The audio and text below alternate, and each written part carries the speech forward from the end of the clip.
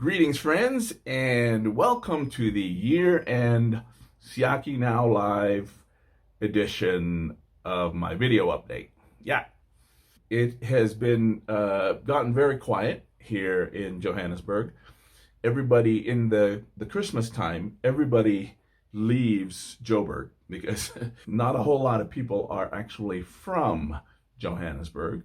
And so they all go back in the holidays to their provinces, their villages and towns, and then if not even, they all go to the coast because we're not on the coast. Did you know that Joburg is the largest city not on a river or an ocean or a port? Closest would probably be 6 or 7 hours away, the ocean. People just take off for the holidays. They go to the ocean.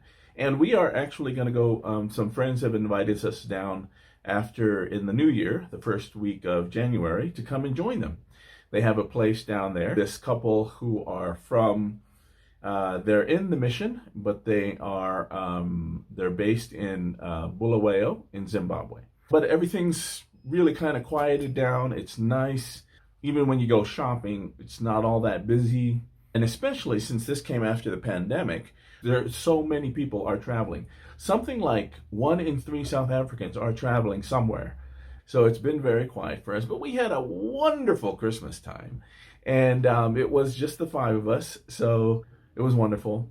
Michaela got a few days off as well. She got the 26th and the 27th. So we were able to just hang out. But we were all together. We played games and just really enjoyed having some time off and being able to be together. I know that there are crazy ice storms and other things happening in the States, and people are putting out their horror travel stories, but it's summer here. We haven't noticed the heat too much, but the rain also, we have had floods down in Durban and in other places. So, but right now, actually right at this exact moment, we are in what they call in South Africa load shedding. And that is basically an electricity brownout. And so we have had that so bad. They are regularly 2 hours in the morning and then 4 hours in the day and then 2 hours at some point in the night. So it's been a little bit rough. It's I gotta tell you. And then for us, this happened about a month ago. One of the substations in the area went down, and it went down and they had to fix it, but they had to also deal with when the municipality would cut the electricity, they'd have to wait. And we had 6 days with no electricity, and then a pipe broke up the street from us. So we were 6 days without water. Oh my gosh, it was just horrendous. Anyway, so, but we're doing well besides that. And we took a trip already in the beginning of December. We went down to a little town called Piet Retief. It's about 5 hours from here. And it's close to the Swaziland border. And we went down because Isabel, she has to give a year of service to a government hospital for her speech therapist. She has graduated. She hasn't had the ceremony yet, but she is now a full-on speech therapist. And she has to give a year to the government. And they have put her in a hospital down in this small town called Piet Retief. And the roads are horrendous. And the trucks, there's coal trucks, there's wood, there's all kinds of forestry down there. And she was driving her car, and we were behind her, and there were like 6 18-wheelers in a row. And there's only 2 lanes, 1 lane going and 1 lane coming. So we just got stuck behind these trucks. And as much as I'd call and I'd say, Isabel, you've got to overtake. There's a long line behind us. She just wouldn't. So we stayed behind. And then it finally got into 2 roads and 2 lanes. And so she starts going as fast as she can to try and get in front of all these trucks. And a cop steps out in the middle of the road and pulls her over. And we get a fine for speeding. Oh, it was a trap. I mean, they were asking you to go like 80 in this one section, which just was a complete trap. So anyway, but it didn't dissuade her, and so she was doing well. And we found out where she was going to stay. She's going to stay in a cottage of a bed and breakfast that they have a long-term facility, so it's really nice. But I think she's going to do great, and she is so excited to be there. And she met her supervisor and just talked about all the details to start work. And so she's really excited about it. We're excited, except for the drive back and forth. We're a little worried, so we ask for your prayers for safety for her on that road, and then being there by herself, that she would make friends, and that her coworkers there would that they would be close and that they would really get along. So, and then we went into Swaziland because we thought, well, since we're close, and I haven't been to Swaziland in a few years just because of COVID. So we went in, but we went into a different area, and I forgot to bring my South African, me and Dominic forgot to bring our South African IDs. You wouldn't believe it. South Africa didn't want to let us out. We had to go drive back and get a photocopy made of our ID book somewhere else, and then we had to get the police. We had to talk them into stamping it as a certified copy, and then we went to the lady, and she's like, this shouldn't work, and blah, blah, blah. And then it was terrible going back out. But anyway, so we went in and just had a nice 2 days in Swaziland, such a beautiful place. And we were able to see some ministry partners there, a ministry partner. And so really had a great time. Oh, yeah. Hey, I forgot to say about our trip to Swaziland. The trip from HE double hockey stick, it was just crazy. It took us from Piet Retief about an hour to get to the Swazi border. There was all of that trouble for them not wanting to let us out or in, and that was about an hour and a half to two. And then we got on the road in Swaziland, and Swaziland is the mountain kingdom, and there were no lights on the roads, and there would be mist. We'd be going through like clouds, and they have all through the roads, speed bumps, and they just come out of nowhere, and you're going, kind of relatively fast, and you hit it, and it is just, you think, man, there goes my wheels. And then there's potholes that you have to navigate around, and you can't see but 5 feet in front of you in the cars. And so, and there were cows on the road, so we had to just go slowly. It was getting so late at night. I think we left at about 5, and we were still not at our residence, which our GPS cut out, so I had to go from memory. Just having stayed in a place like 7 years ago, Swaziland closes. It's a very conservative country, so Swaziland closes early. There were no places to eat. We just turned around, got to our venue around 9:30, and just went without food, without dinner for the night. Everyone was just like, oh, they were so tired. It was just murderous. We were all dying. What a trip. Now Swaziland. Oh yeah, before I forget too, this one, I don't think would happen anywhere in the world.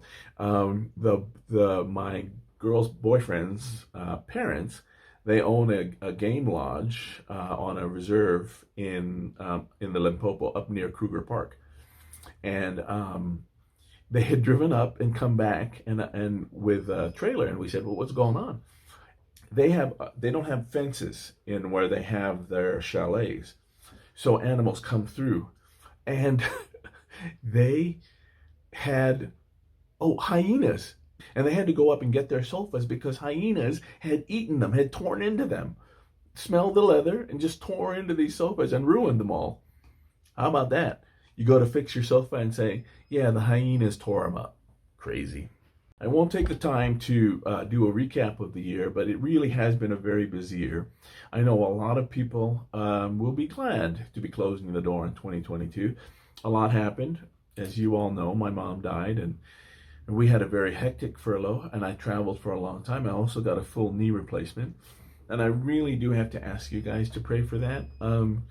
I think because I didn't get to do any physiotherapy immediately, and then I was gone for about 7 weeks, and then I started late. My knee has really been bothering me. I still have trouble with stairs. There's a lot of pain still. I also have sciatica in that right leg, so they both activate at the same time. So it's been really challenging. And so I could really use your prayers for that, because that is something that is getting in the way of doing the on the ground ministry that I do so often. And there's a lot of coaching training, which I will be doing a lot of in 2023 as well, and disciple making, training in disciple making, and also doing that ourselves with the kids from Zansprit. We had a very fun year end party at the house, like we always do. And the kids went for a swim, enjoyed themselves, and just had a crazy time. It was about 55 people at the house, 55 kids and the leaders. And we just had a great time. And we've just had a good time with discipling the kids and taking them through. And there have been a lot of things happening.